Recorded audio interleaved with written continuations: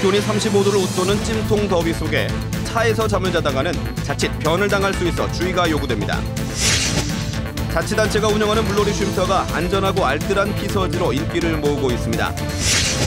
창원에서 건립이 추진된 일본군 위안부 추모비 사업이 일부 상인들의 반발로 잠정 중단되면서 논란이 되고 있습니다. 최근 창원의 한 재건축 아파트 분양가 심사 과정에서 일부 위원들이 뇌물을 받은 사실이 드러났습니다.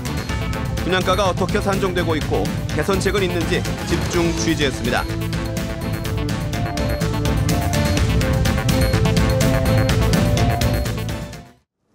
안녕하십니까. 이어서 경남 소식입니다.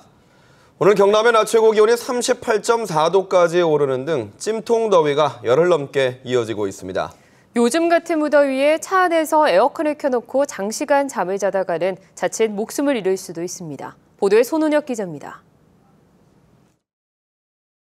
도심의 한 주차장, 54살 정모 씨가 자신의 승합차 운전석에 들어갑니다. 그리고 4시간 뒤 차에 이렇게 사람 수그려 있는 거 보고 좀 이상하다 싶어서 가서 문을 두드리니까 인식도 없고 그래서 의식을 잃은 정 씨는 병원으로 옮겨졌지만 숨졌습니다. 폭염 속에 4시간 동안 밀폐된 차 안에서 잠을 자다 변을 당한 겁니다. 경찰이 도착해 측정한 차량 내부의 온도는 54도.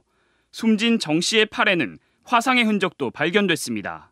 차량 시동은 켜지지 않은 채 에어컨만 가동이 되어서 배터리가 방전된 그런 상태로 발견이 되었습니다. 부검 결과 사망 원인은 산소 결핍에 의한 질식사였습니다. 정 씨는 낮 기온이 가장 높은 시간대에 차에서 휴식을 취했습니다.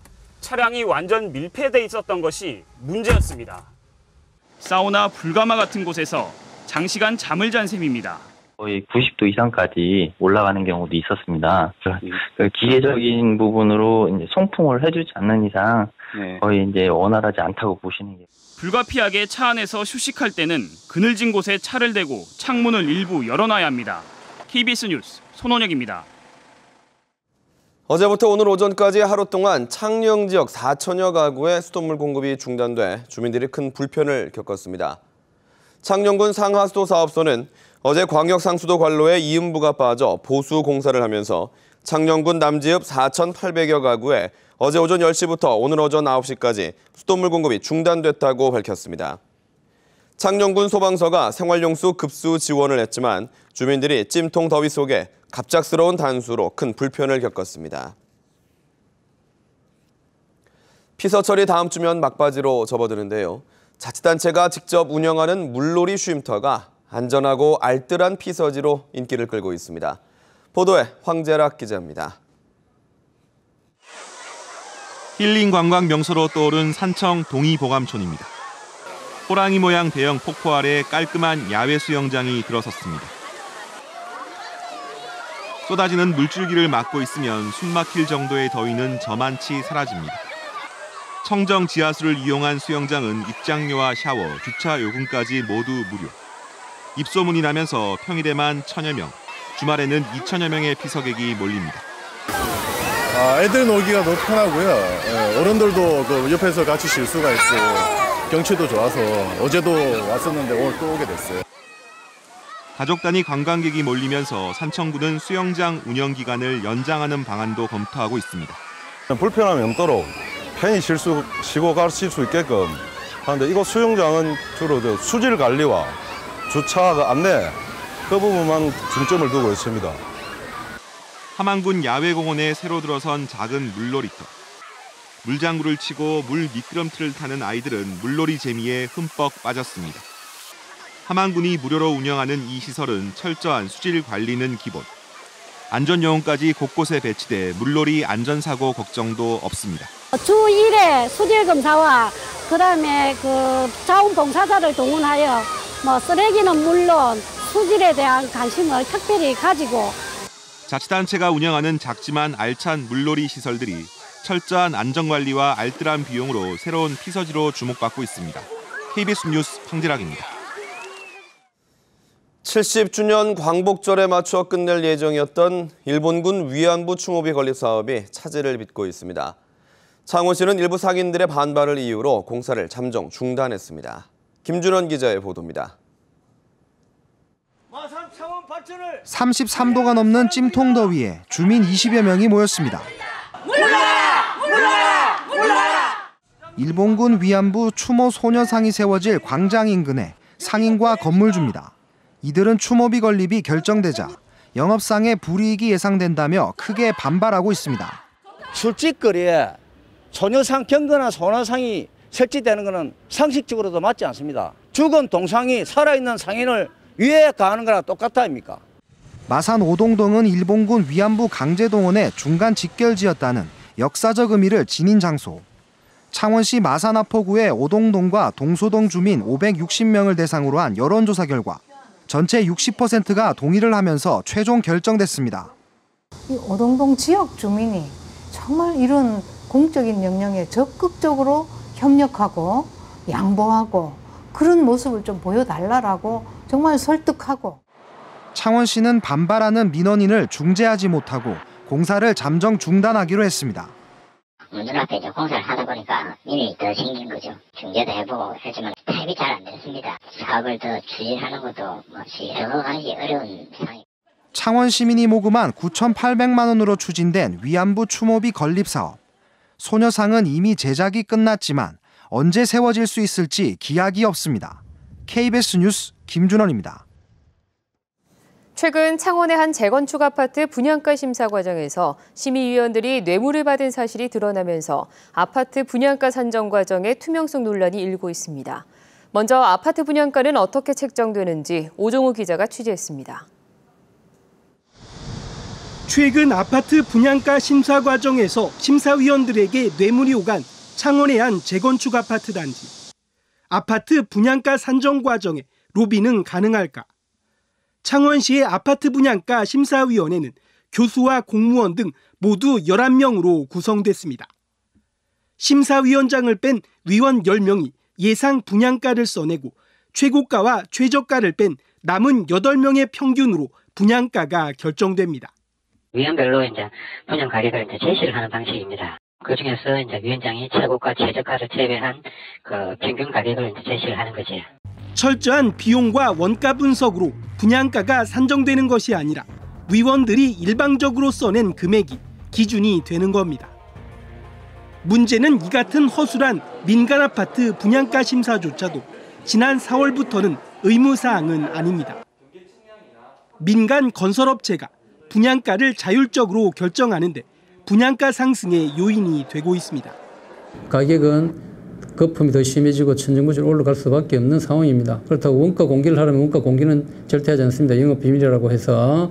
분양가 산정 과정의 투명성이 낮고 민간 아파트에 대한 분양가 상한제도 폐지되면서 아파트 분양가 거품 논란이 커지고 있습니다.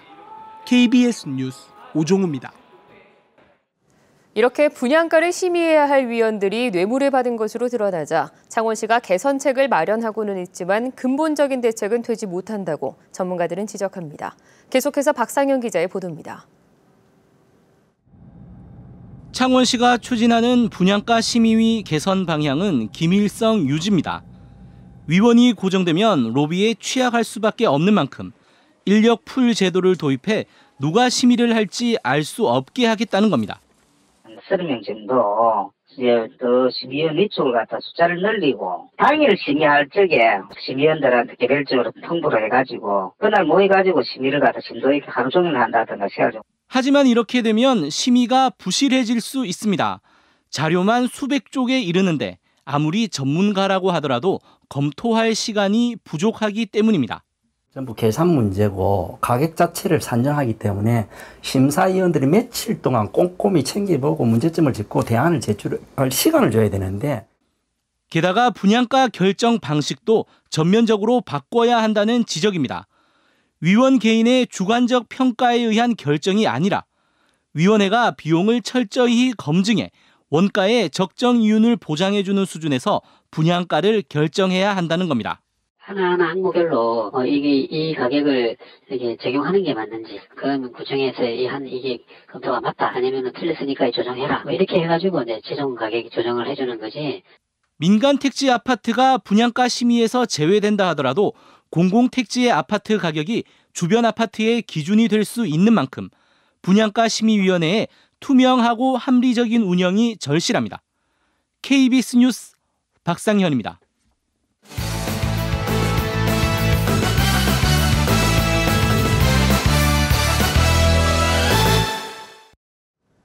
주요 단신입니다.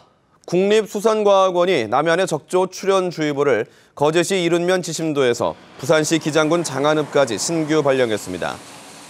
현재 남해군 남면 평사리 죽도에서 거제시 남부면 다포리, 쥐섬까지는 적조주의보가, 전남 고흥군 연포에서 남해군 남면 평사리와 거제시 남부면 다포리, 쥐섬에서 부산시 기장군 장안읍, 효암리에는 적조생물 출현주의보가 발령된 상태입니다. 적조생물인 코클로디니움 농도는 남해군 남면과 상주면에서는 1ml에 최고 1,400개체, 통영 오비도 연안 등에서는 최고 4,320개체가 발견돼 적조 경보 수준을 초과했습니다.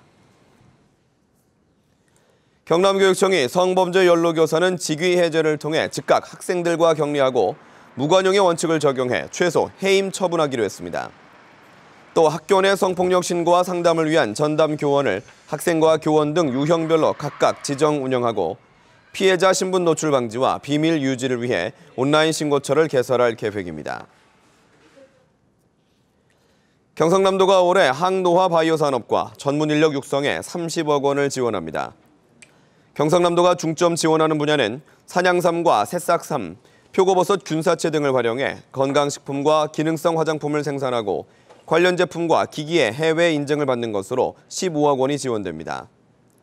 항노화 바이오 비즈니스 인력 육성에는 앞으로 3년 동안 매년 5억 원씩 15억 원을 지원합니다. 한국항공우주산업 카이가 오는 11일부터 3개월 동안 국내 공공기관을 상대로 한 입찰에 참여할 수 없게 됐습니다. 한국항공우주산업과 하나테크인, 현대로템 등 국내 대형 방산업체 14곳은 지난해 군수품 시험 성적서 위변조에 연루된 데 따라 방위사업청으로부터 3개월 안팎의 입찰 제한을 받았습니다. 카이는 방사청으로부터 공문을 접수한 지난 4일 행정처분, 집행정지 가처분 신청을 제기했으며 제재처분 취소 소송 등을 할 계획이라고 밝혔습니다. 경남교육청이 여는 2016학년도 대입 수시 모집 설명회가 오늘 KBS 창원홀에서 열렸습니다. 오늘 설명회에서는 현직 진학 담당 교사들이 나와 수험생과 학부모가 알아야 할 수시 모집 관련 기본 정보와 대학별 지원 전략 등을 강연했습니다. 경남 소식이었습니다.